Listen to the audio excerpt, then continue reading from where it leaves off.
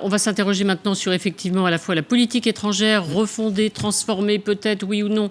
La question est posée évidemment par Emmanuel Macron, le président de la République, et puis surtout se demander aussi évidemment si la France doit suivre les États-Unis, si Paris doit faire comme Washington et reconnaître évidemment Jérusalem comme capitale d'Israël, comme le président américain l'a fait hier. Donc première question, la France doit-elle faire comme les États-Unis ? Eh bien la réponse d'Emmanuel Macron qui a en conférence de presse ce matin, puisqu'il était en déplacement au Qatar. C'est une décision unilatérale des États-Unis d'Amérique. Je la désapprouve parce qu'elle contrevient au droit international et la solution, elle doit être trouvée par une négociation entre Israéliens et Palestiniens. Et c'est dans ce cadre que Jérusalem pourra avoir un statut sous l'égide des Nations Unies. Et la France reste, quant à elle, attachée à sa volonté d'avoir deux États, Israël et la Palestine, vivant côte à côte en paix et ayant des frontières internationalement reconnues, et chacun Jérusalem comme capitale. Voilà, et on va entendre dans la foulée une réaction, celle du CRIF notamment, qui a tenu à réagir après les propos, donc l'annonce de Donald Trump et surtout d'Emmanuel Macron. Écoutez. Il y a une dimension historique et une dimension politique. Sur la dimension historique, c'est celle que nous soutenons, et Jérusalem est la capitale de l'État d'Israël. Sur la dimension politique, le président Macron déclare qu'il met au premier rang le processus de paix, et ce que nous soutenons. Et le CRIF a toujours soutenu effectivement la démarche du processus de paix. Maintenant, le président Macron considère que le choix américain est contraire aux intérêts de la paix. Nous considérons au contraire que la vérité historique est favorable au processus de paix. Voilà, première question sur la France doit-elle faire comme les États-Unis, avec Alexandre Delval qui est géopolitologue, c'est comme ça qu'on dit. Comme on parlera du Qatar, on en parlera aussi avec Bérengère Bond, savoir si effectivement la France change d'attitude vis-à-vis du Qatar ou si les vieilles habitudes, les mauvaises habitudes vont continuer. On espère voir Vincent Hervouette, s'il arrive, et puis bien sûr toujours avec nous Alexis Brézé. Alors Alexandre, est-ce que la France doit suivre Trump, et d'abord est-ce que le président de la République doit écouter le CRIF qui demande effectivement à Paris de faire la même démarche que Trump, qui a décidé de faire déménager, même si ça prendra du temps, son ambassade à Jérusalem? Non, parce que je pense que chaque pays a sa tradition géopolitique et même de politique intérieure. Trump doit répondre à un électorat très protestant, très engagé dans la défense d'Israël. Le protestantisme a une vision très différente du catholicisme. On est quand même un pays de tradition catholique, mais en plus on est très laïque. On a une diplomatie laïque, comme disait Jean-Pierre Chevènement, fondée sur une sorte de neutralité. Et Macron a renoué avec une forme de gaullisme, être entre tout le monde. Donc on n'a pas à imiter les uns ou les autres. On n'a pas forcément à condamner. Macron l'a dit. Il a dit « je ne suis pas d'accord », mais je ne condamne pas pour autant. C'est une position que j'ai trouvée très habile. Si les Israéliens considèrent que leur capitale, c'est Jérusalem, ce qui est le cas depuis 1948. Pourquoi en faire pour autant tout un plat? Moi, je pense qu'on devrait calmer les choses et c'est une affaire entre deux pays. De toute façon, à Jérusalem, il y a la Knesset, le Parlement israélien, il y a les institutions israéliennes, il y a la résidence du président israélien. Qu'il y ait une ambassade, c'est pas totalement ubuesque dans la partie gouvernée par Israël. Et Trump a bien précisé. D'ailleurs, même l'Arabie Saoudite a soutenu cette position. On n'a pas la carte de même l'Arabie Saoudite était d'accord pour que ça soit une capitale d'Israël, mais à condition que ça soit pas dans des lieux sacrés en partie arabe. On explique Jérusalem-Est, Jérusalem-Ouest. Donc, où Trump va-t-il installer l'ambassade des États-Unis? Dans la partie ouest, bien entendu, où il y a les institutions israéliennes, ce qui ne pose aucun problème. La Russie a reconnu Jérusalem-Ouest comme lieu de la capitale israélienne. Donc, c'est pas totalement révolutionnaire, tout ça. Alexis Brézé. C'est vrai que ça ne change pas grand-chose dans la pratique, mais enfin, dans l'ordre des symboles, c'est quand même un changement absolument considérable. Et il n'y a qu'à voir comment cette annonce de Trump est prise dans le monde entier, parce que je ne sais pas, est-ce qu'il y a un État au monde, à part peut-être quelques États africains qui soutiennent cette décision, il n'y en a pas un, du pape à la Russie, la Chine, la France, l'Angleterre, l'Allemagne. Les États européens, c'est-à-dire l'Allemagne, la Grande-Bretagne. Personne ne soutient ça. Le sentiment général, quand même, c'est de dire que, bon, tout le monde sait que cette affaire est atrocement compliquée, que la question du statut de Jérusalem, personne ne sait bien comment on va la résoudre, et que quand Macron dit la capitale des deux États, Bon, sur le papier, c'est très bien, mais dans la pratique, on ne sait absolument pas comment on fait. Donc tout le monde sait ça, mais tout le monde sait aussi que c'est un baril de poudre, qu'il suffit de mettre une allumette dans ce baril de poudre et ça peut péter. Et quand même, on a le sentiment que c'est un peu ce que fait Trump là, dans cette affaire. Quand la Tchéquie, pardonnez-moi, l'a reconnu, ça n'a pas fait tout un plat, parce qu'au fait, c'est parce que c'est Trump aussi. C'est parce que c'est lui. Si c'était Obama, je suis sûr qu'il y aurait beaucoup moins de controverses. Mais pour répondre à votre question, la question de savoir est-ce que la France doit suivre, moi, ce qui me paraît intéressant, c'est que effectivement, Macron dit que c'est une décision qu'il regrette, qu'il désapprouve, mais pas qu'il condamne. Absolument. Parce que il se dit que si un jour on veut trouver une solution, il faudra bien qu'il arrive à faire une synthèse. Pour faire une synthèse, il faut bien qu'il y ait des gens qui parlent avec tout le monde. Et lui se dit qu'il peut être, que la France peut être, ou peut-être que demain l'Europe peut être, cette partie qui discutera d'un côté avec les Américains et Israël, de l'autre côté avec les pays arabes, les Palestiniens. Je repose la question à Vincent Herouet qui vient de nous rejoindre. Donc justement, c'est pour ça que je la reformule, cher Vincent. La question est posée. On voit bien le débat, c'est-à-dire on entendait tout à l'heure le CRIF qui demande effectivement à la France, demande à Paris de faire la même chose que les États-Unis, que Donald Trump. Est-ce que c'est acceptable par la France? A priori non, évidemment, on vient d'entendre le président de la République. Mais que va faire la France? Mais pourquoi ce serait... quitte question. À être réaliste, soyons-le totalement, et n'attendons pas 10 ou 15 ans pour... s'aligner sur les Américains, ce qui est devenu d'ailleurs une sorte de réflexe conditionné. Essayons de sortir par le haut, reconnaissons immédiatement Jérusalem comme la capitale d'Israël et Jérusalem-Est comme la capitale palestinienne. Ce serait une façon assez habile et équilibrée de régler cette espèce de nœud gordien. Oui, donc il faut faire quoi? J'ai pas très bien compris là, Vincent, ce que vous venez de me dire. Non, ce que je veux dire, c'est que chaque État aura sa capitale. Dans la capitale. Mais comment on les sépare? Avec des populations qui sont aujourd'hui totalement intriquées. Est-ce que ça pose un problème? En fait, la question qui est aussi derrière, est-ce que la position que le CRIF en France demande au président de la République de changer la position de la France, est-ce que ça pose un problème ou pas? Non, c'est très étonnant effectivement que le CRIF se soit ainsi précipité dans cette posture. Que la déclaration d'Emmanuel Macron, elle est très banale, finalement, elle est très classique, on ne pourrait pas attendre moins, c'est le rappel de la posture traditionnelle de la France. C'est une position, pour pas dire une posture, c'est pas forcément une politique. Ça n'enclenche rien dans le réel, on est infichu évidemment de donner des conditions de sécurité, des garanties de sécurité aux Palestiniens comme aux Israéliens, on n'a pas le poids des Américains, donc on est assez confortablement installé dans une sorte de position de pseudo-équilibre qui n'est qu'une adresse, qui est une position d'équilibre, mais qui est en vérité une position d'équilibriste. Et on a ainsi le sentiment d'être à la fois parfaitement à l'aise pour parler à tout le monde, et en même temps, on a bien la mesure, on prend la mesure de notre impuissance, oui. Est-ce que c'est un grand deal qui est en train de se refaire au Proche-Orient, ou est-ce qu'il y a quelque chose qui est en route ou pas? Ah oui. Alors récemment, les Émirats arabes unis ont réussi à convaincre MBS, le prince héritier saoudien, à se rapprocher d'un axe très très dur contre les frères musulmans et contre l'Iran. Dans ce cadre, se rapprocher aussi d'Israël et avec l'appui aussi de l'Égypte. Maintenant, il y a un véritable axe arabe qui se rapproche d'Israël face à l'ennemi qui concerne le plus ces pays, qui préoccupe le plus ces pays. Ce n'est plus Israël, c'est l'Iran. Et là, c'est quelque chose d'extrêmement important. Et on a même un homme, Mohamed Dahlan, qui est un homme du futur pour la Palestine, qui lui-même est dans cette optique, plus ou moins. Donc les choses sont en train de bouger. Mais est-ce que cette affaire de Jérusalem risque pas de remettre en cause précisément cette évolution qui était en cours? C'est ça qui est totalement... Pour les Saoudiens, ça va être compliqué quand même de dire ça. Ça met tout le monde mal à l'aise. Bah ouais. Ça fragilise tous les alliés de l'Amérique. Mais pour Trump, justement, cet axe permet... Vous descendez quand même, là. C'est le moment, c'est le kairos. On pouvait le faire maintenant parce que, justement, les sunnites sont pris... Enfin, ces pays sunnites sont prisonniers de cette alliance anti-iranienne. C'est le moment. On considère qu'elle est suffisamment aujourd'hui solide pour elle est tellement commencer à la forte qu'on secouer. peut avaler cette coulée. Oui, tout ça est de la reconstruction quand même.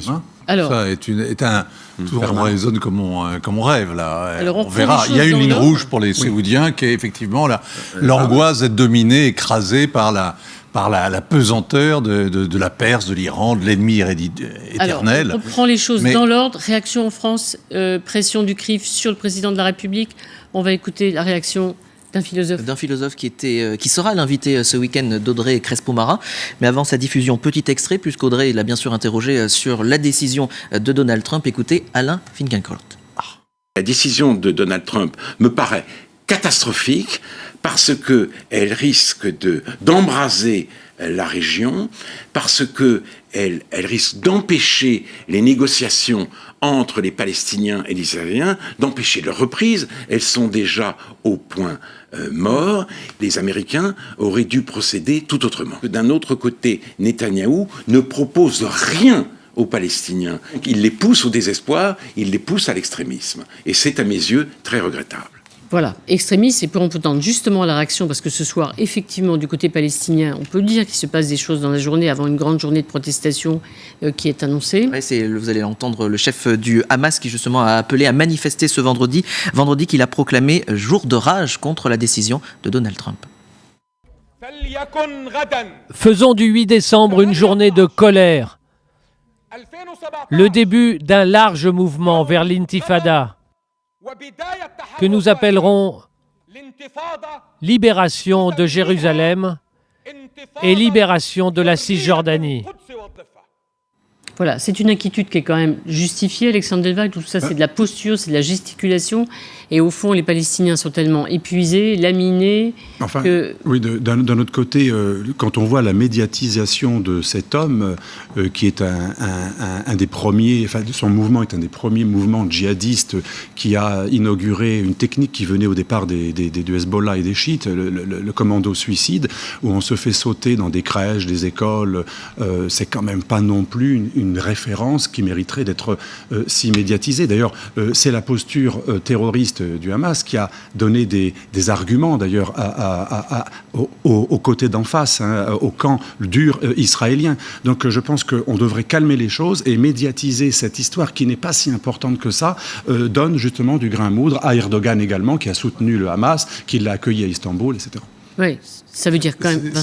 C'est une réalité, ça, qui est incontournable, c'est que la question israélo-palestinienne a été dévaluée depuis une dizaine d'années à peu près.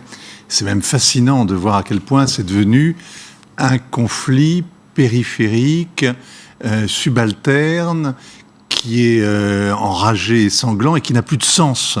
Avant, chaque mort palestinien, finalement, on en connaissait pratiquement l'identité, il saignait sur le paillasson. Il y avait une espèce de tout le monde était focalisé sur le drame des Palestiniens, leur revendication à un État, etc. Et ça, c'est absolument plus le cas. Il y a eu une forme, depuis 1994, l'accord d'Oslo, il y a eu une forme de lassitude, et réellement, la politique du fait accompli qu'ont joué les Israéliens a payé.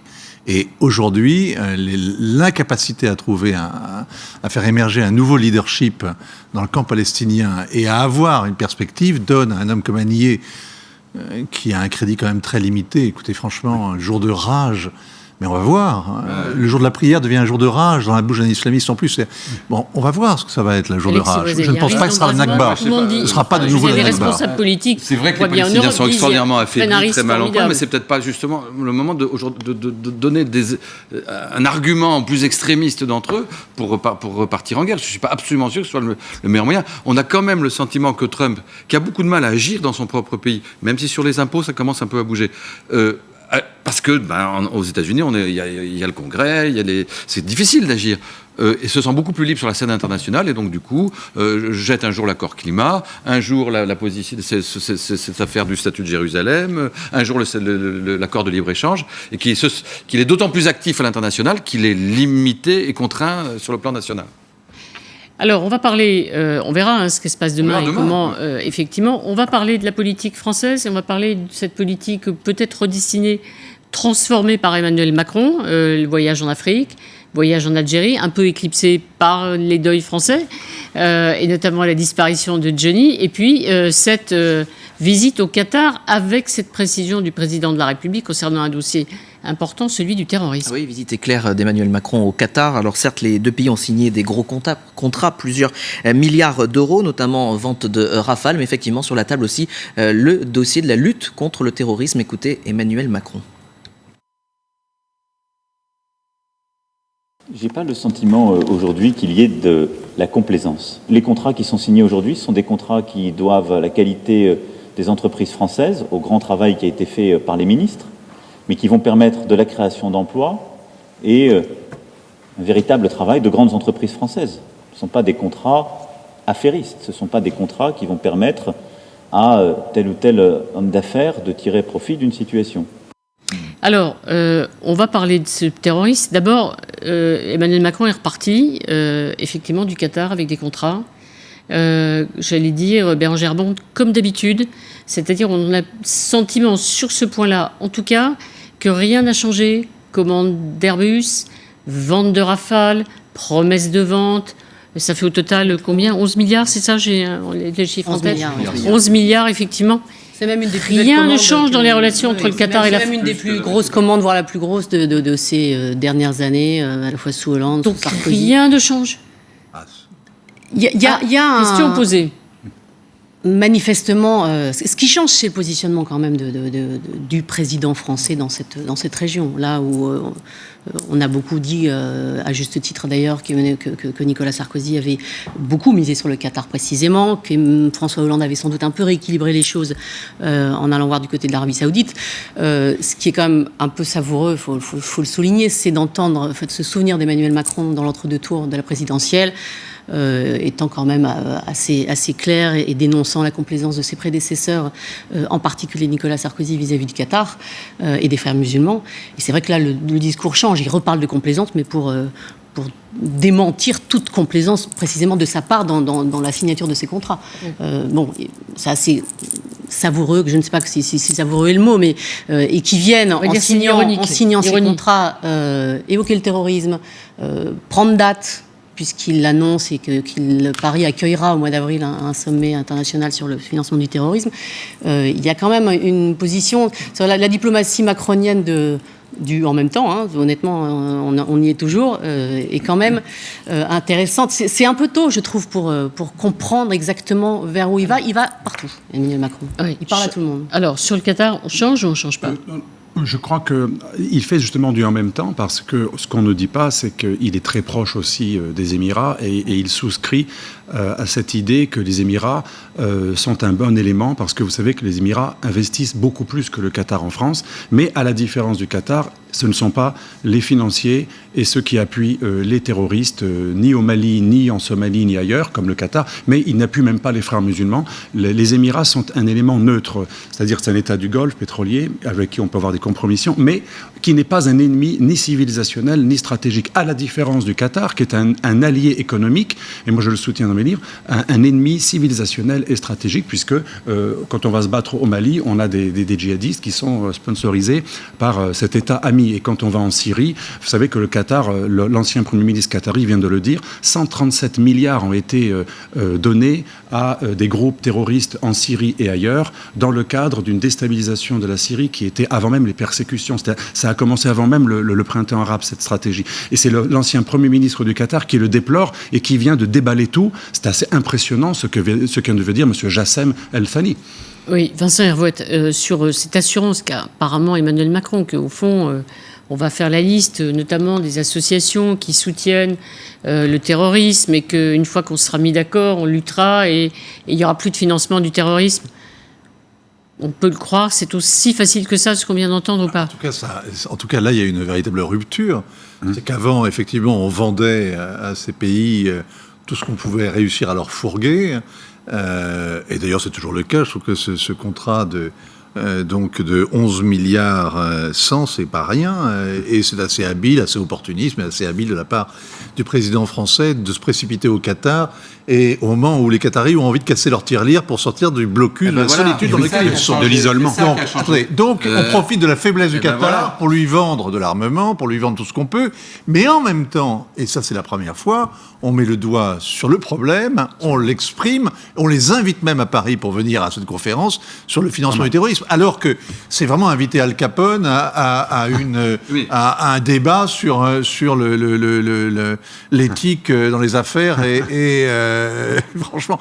Donc là, il y a un véritable changement de pied, parce que pendant toutes ces années, quand le président Hollande allait en Arabie Saoudite, quand le président Sarkozy allait au Qatar et faisait venir les Qataris, on n'a pas entendu un mot de cette petite question absolument secondaire qui est quand même la propagation dans le monde entier, dans le monde arabo-musulman, d'un djihadisme féroce qui nous a sacrément mordus. Donc là-dessus, ça change. Ça change. Bien sûr, oui. Voilà. Ça veut dire que le Qatar va changer. On retrouve comme l'Arabie Saoudite a promis. Mais on retrouve ce qu'on disait tout à l'heure, c'est le rôle de Trump, de le rapprochement entre Trump et l'Arabie Saoudite. C'est-à-dire que ce qui a changé, c'est que le Qatar. J'ai pas dit non. C'est que le Qatar n'est plus dans la situation où il était il y a quelques mois. Ils se sont aujourd'hui absolument isolés parce qu'il y a Trump, l'Arabie Saoudite, Israël, on parlait tout à l'heure de la Turquie, tout ce monde-là est en train, et il se sent tout petit. Et c'est maintenant, autant autrefois on allait plutôt faire la quête, là, c'est lui qui a tendance à chercher aujourd'hui des alliés. Donc on peut espérer qu'étant plus fort et lui moins fort, on obtiendra plus de choses. C'est pas garanti, mais on peut l'espérer. Donc je vois qu'une enquête disait aujourd'hui que les Français mettent le terrorisme dans leur première préoccupation. Ouais. Ça veut dire qu'entre le prince héritier saoudien qui dit lui-même qu'il va réviser guillemets le wahhabisme et qu'il va faire très attention à ne plus financer le terrorisme, d'autre côté il y a un engagement du Qatar éventuellement à faire la même chose, on peut croire que ça va changer ou pas ? Les choses peuvent changer, c'est que jusqu'à aujourd'hui on leur demandait même pas. On leur demandait même pas, par exemple, en France, on a les frères musulmans qui fanatisent une partie de notre population. On n'a jamais demandé à ces États, au moins, de ne pas s'immiscer dans nos affaires religieuses et sociales. Enfin, c'est assez aberrant. Au moins, on commence à dire, voilà, ne nous prenez pas pour des imbéciles. On vous vend des armes et des biens, mais respectez un petit peu notre sécurité et notre souveraineté. Oui. On ne va pas faire de procès d'intention, dont acte, mais moi je ne suis pas d'accord pour dire que les prédécesseurs d'Emmanuel Macron n'ont jamais mis dans la balance, au moins en façade, une prétendue lutte contre le terrorisme. Ça a toujours été dans le discours, ça s'appelle un double discours. Donc, encore une fois, voyons la suite, mais c'est faux de dire que le Qatar étant aujourd'hui en position de faiblesse, est-ce qu'ils sont tant que ça en position de faiblesse, j'en suis pas du tout convaincu. Ils ont visiblement très bien survécu au blocus, qui n'a pas l'air si terrible que ça. Ils ont été par le passé aussi en attente de reconnaissance. Ils venaient vers la France aussi pour exister. L'angoisse du Qatar est toujours la même. C'est un confetti perdu entre un géant iranien, un géant saoudien, et ils ont toujours besoin du soutien de la France. Aujourd'hui, en période de blocus, comme avant, à l'époque de Nicolas Sarkozy. Voilà. Alors, je pensais qu'on avait entendu tout à l'heure le son sur le terrorisme. Pas du tout, je bats ma coulpe. On va écouter le président de la République sur cette affaire et cet engagement réciproque à lutter contre le terrorisme.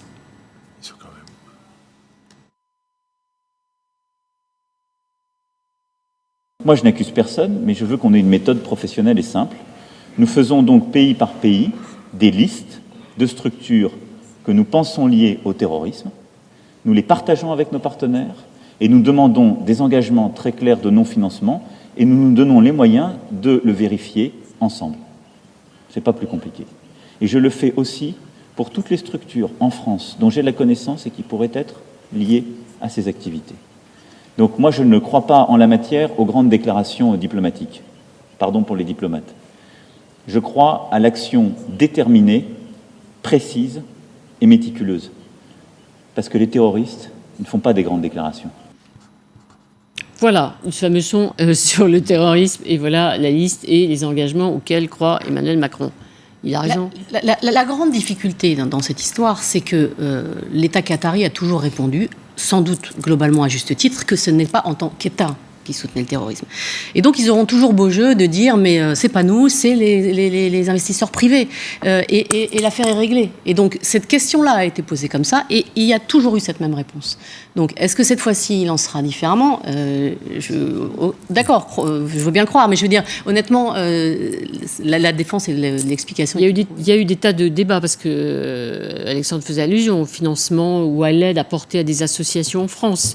Par exemple, beaucoup de questions ont été posées sur de l'argent qui arrivait et qui pouvait aider effectivement certains petits groupes dont l'action pouvait être extrêmement contestée à terme, pour dire les choses de façon polie et alambiquée. C'est pas nous, c'est des privés. Ouais. C'est pas nous, État qatari, ce sont des privés. Oui, un jour, un officiel qatari me disait, vous comprenez, nous, quand on accueille des terroristes, c'est pas nous, ce sont des princes ou des personnalités qui, dans le cadre de la tradition bédouine, accueillent quelqu'un, même si après ils apprennent que c'est un terroriste. Un bédouin ne peut pas expulser quelqu'un à qui il a donné son hospitalité. Alors bien sûr, on le prend un peu pour les imbéciles, mais c'est pas tout à fait faux non plus. Ce sont des pays qui ne contrôlent rien. Ce sont des tribus, ce sont des États qui n'existent pas. Et c'est là que MBS est intéressant. Le prince héritier saoudien. Le prince héritier Ben Salman, parce qu'il veut enfin créer un État. L'État saoudien n'existe pas. C'est une bande de tribus alliées à une secte ultra fanatique et on se partage la manne et il y a 30% de nouveaux pauvres. Lui, il veut faire un État avec des gens qui travaillent, d'où le fait que les femmes vont conduire, c'est aussi un peu pragmatique. Et alors, ça va commencer seulement. Donc, il va falloir attendre des dizaines d'années avant que ces États soient transparents et que des véritables systèmes de contrôle bancaire empêchent le financement du terrorisme. Mais au moins, c'est un début. Oui, vous êtes plus sceptique, Alexis Brézé. Non, mais c'est vrai que nous, on voit les choses de loin avec l'habitude des structures tactiques puissantes qui font ce qu'elles veulent, qui disent on fait comme ci, on fait comme ça. C'est pas comme ça que ça se passe. C'est souvent des gouvernements, entre guillemets, qui sont otages des intérêts privés de leur population, etc. Ce qui est vrai, c'est ce qui se passe en Arabie Saoudite. Quand on voit comment le prince héritier est en train de faire le ménage, de mettre tout le monde au trou et de demander des rançons de plusieurs milliards pour les libérer, on se dit que lui, il veut faire bouger les choses. Je sais pas dans quel sens, mais enfin, en tout cas, il est en train de reprendre les choses en main. Un despote éclairé. Pour terminer, je voudrais poser la question qu'on se pose effectivement depuis ces voyages successifs d'Emmanuel Macron et des discours, notamment les discours adressés à la jeunesse. Il s'adresse beaucoup à la jeunesse, il l'a fait en Afrique, il l'a fait en Algérie, et il l'a fait, bon, pas vraiment au Qatar, mais il pourra faire ailleurs. Est-ce qu'il y a une transformation, puisque je prends le mot et le verbe qui est utilisé par le président de la République, de la politique étrangère de la France? Oui. Ah, oui. Oui, il y a un style très intéressant. C'est le style ou le fond qui change? Alors, déjà, le style est quand même... moi, je pense que le fond est révélé par la forme. Donc, peut-être ce seront que des mots, comme on a vu avec Sarkozy. Mais apparemment, il y a une volonté de parler vrai et de s'accorder avec ce monde multipolaire. Macron, sa technique, il a des principes, mais il dit « je ne juge pas l'autre, je dialogue avec tout le monde ». Et je montre qu'en Afrique, j'ai un message qui est post-impérial, qui n'est pas impérialiste. Et ça, c'est quelque chose d'assez nouveau, mais sans être dans la repentance non plus, ni repentance, hein, ni le contraire.